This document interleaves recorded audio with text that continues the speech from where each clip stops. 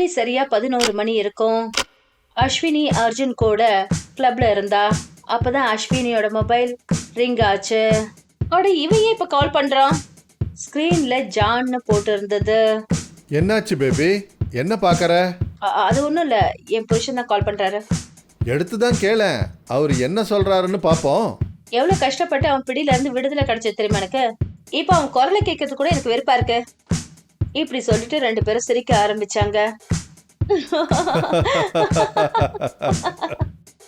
2 பேரும் ரொம்ப நேரம் வரைக்கும் என்ஜாய் பண்ணாங்க.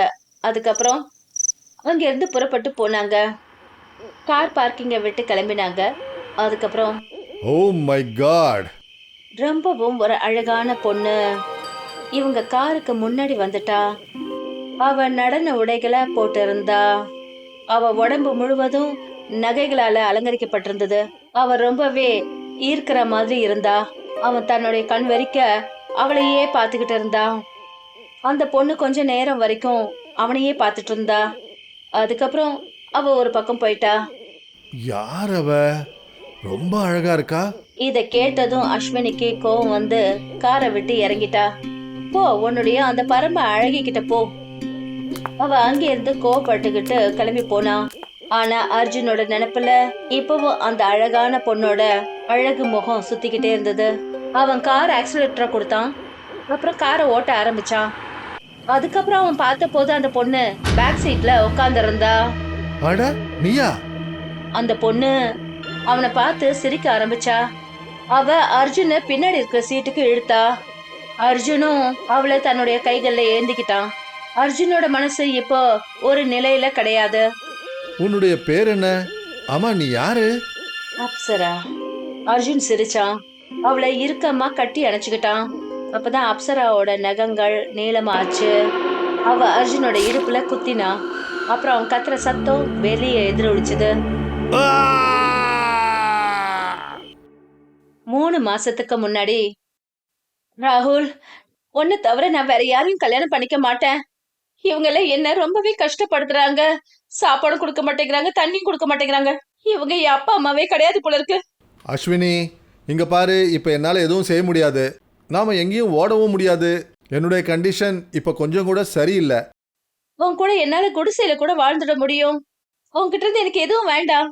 உன்னோட கண்டிஷன் எப்படி இருந்தாலும் சரி, அத பத்தி எனக்கு எந்த கவலையும் இல்ல. நீ இல்லாம என்னால வாழ முடியாது. சரி, இந்த மாசம் வேலை முடியட்டும். வர மாசம் பேமெண்ட் வந்த உடனே நாம போயிடலாம். அஸ்வினி அப்புறம் ராகுலோட குடும்பத்தை சேர்ந்தவங்க இவங்க 2 பேரையும் ரொம்ப வெறுத்தாங்க. ஆனா இவங்க ஓடி போயிடலான்னு முடிவு பண்ணதுக்கு அப்புறம் இவங்க வீட்டுல உள்ளவங்க ஒத்துக்க வேண்டியதா ஆயிடுச்சு. இப்ப இவங்களுக்கு கல்யாணம் முடிஞ்சிருச்சு. இவங்க 2 பேரும் ரொம்ப சந்தோஷமா வாழ்ந்துட்டு இருந்தாங்க. ராகுல், நாம இந்த தடவை டெல்லி போவோம். அங்க ரொம்ப ஜாலியா இருக்கும். இங்க பாருப்பா, கல்யாணம், ஹனிமூன், என் வேலை ரொம்ப டிலே ஆயிடுச்சு. முதல்ல என் வேலையை முடிக்கிறேன். எந்த அளவுக்கு வேலை செய்யறேனோ அந்த அளவுக்கு நிறைய பணம் கையில் இருக்கும். அப்பதான் நம்மளுடைய ஃபர்ஸ்ட் தீபாவளியை நல்லா கொண்டாட முடியும். ஆனா நாம வெளியே போக முடியாது. சரி, அப்போ உன் வேலையை பண்ணிக்கிட்டே இரு, நான் போய் தூங்குறேன். ராகுல் தன்னோட கல்யாணத்தினால நிறுத்தி வச்சிருந்த எல்லா வேலைகளையும் முடிக்கணும்னு உட்காந்து வேலை பார்த்துட்டு இருந்தான். ஆனாலும் இவங்க 2 பேருக்குள்ள சண்டை ஏற்பட்டுட்டே இருந்தது. இந்த மாதிரிதான் ஒரு நாள் இவங்களுக்குள்ள சண்டை ரொம்ப பெருசாயிடுச்சு. நான் கிளம்புறேன். என்னைக்கு உன்னோட கண்டிஷன் சரியாகுமோ, என்னைக்கு பணம் அதிகமா சம்பாதிக்கிறியோ அன்னைக்கு என்ன கூப்பிடு. இப்போ நீ எங்க போற? ஏன் உனக்கு ஒரு வார்த்தை கூட ஞாபகம் இல்லையா? அன்னைக்கு நீ என்கிட்ட சொன்னது. ஆமா, சொன்னேன்தான். உன் கூட குடிசையில கூட நான் வாழ்வேன்னு. ஆனா அது நான் என் வாழ்க்கையில செஞ்ச பெரிய தவறு. இப்படி சொல்லிட்டு அஸ்வினி அங்கிருந்து போயிட்டா. நான் அவளுக்காக என்னெல்லாம் செஞ்சனோ அதெல்லாம் என் தகுதிக்கு மீறி செஞ்சேன். ஆனா அது எல்லாத்தையும் ஒரு நொடியில் அவ மறந்துட்டு இங்கிருந்து போயிட்டா.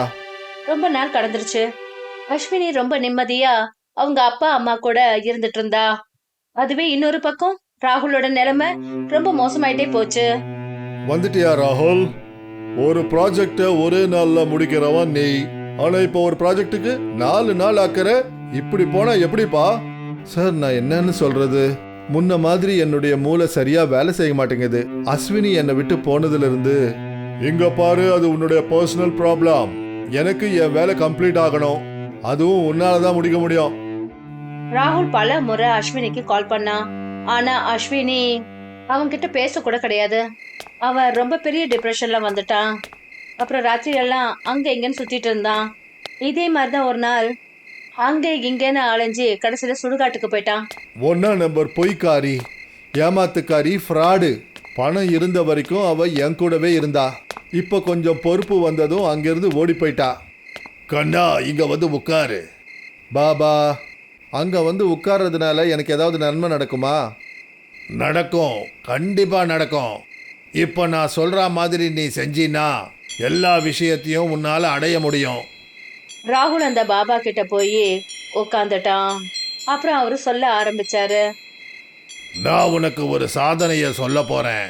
அது வெறும் 22 நாளைக்கு தான் இருக்கும். ஒருவேளை அப்படி நீ அந்த சாதனையை அடைஞ்சினா அப்புறம் உன்னுடைய வாழ்க்கையே மாறிடும்.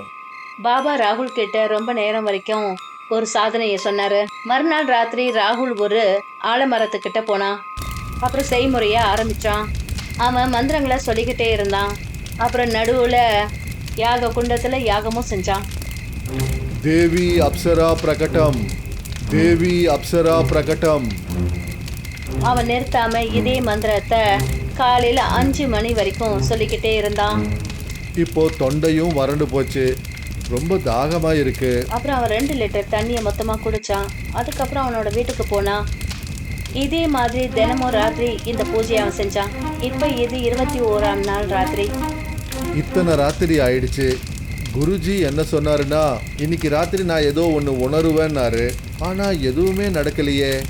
கிட்டத்தட்ட இப்போ 3 மணி இருக்கும்.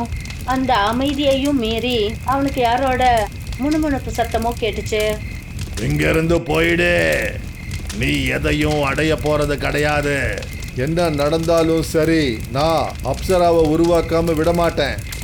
அப்படின்னா சொல்றத கேளு. இன்னைக்கு ராத்திரி நீ இந்த பூஜையை முடிச்சுட்டு திரும்பி போகும்போது காலையில நீ எந்த ஒரு ஆளை முதல் பார்க்கறியோ அப்பவே நீ அவனுடைய தலைய அவனுடைய சரீரத்திலிருந்து தனியாக்கணும். நான் பண்றேன், கண்டிப்பா பண்றேன். ராகுல் அன்னைக்கு ராத்திரியும் தன்னுடைய பூஜையை முடிச்சான். அப்புறம் வீட்டை நோக்கி போனான். அவன் தோல்ல ஒரு பைய மாட்டியிருந்தான். அவன் மெல்ல மெல்ல முன்னாடி அடி எடுத்து வச்சிட்டு இருந்தான். அண்ணே, என்ன காப்பாத்துங்க அண்ணே. அட, இது முன்னியோட குரலாச்சே. அவன் பின்னாடி திரும்பி பார்த்தான். அவனுடைய தங்கச்சி அவ சதுப்பு நிலத்துக்குள்ள இழுத்துக்கிட்டே போனான். ஐயோ முன்னி! அவன் உடனே அங்க ஓடினான். அப்புறம் அவன் முன்னியோட கைய பிடிச்சான். அவன் தன்னோட பலத்தால முன்னிய மேல் பக்கமா இழுத்தான். நீ நல்லா இருக்கிறல்ல முன்னி? நல்லா இருக்கேன்னு. அப்பதான் அவனுக்கு ஞாபகம் வந்தது, முன்னி டெல்லியில மம்மி கூட இருக்கா. அப்புறம் இவ திடீர்னு எப்படி இங்க வந்தா? மறுபடியும் அவன் காதுகள்ல அதே வார்த்தைகள் எதிரொலிச்சது.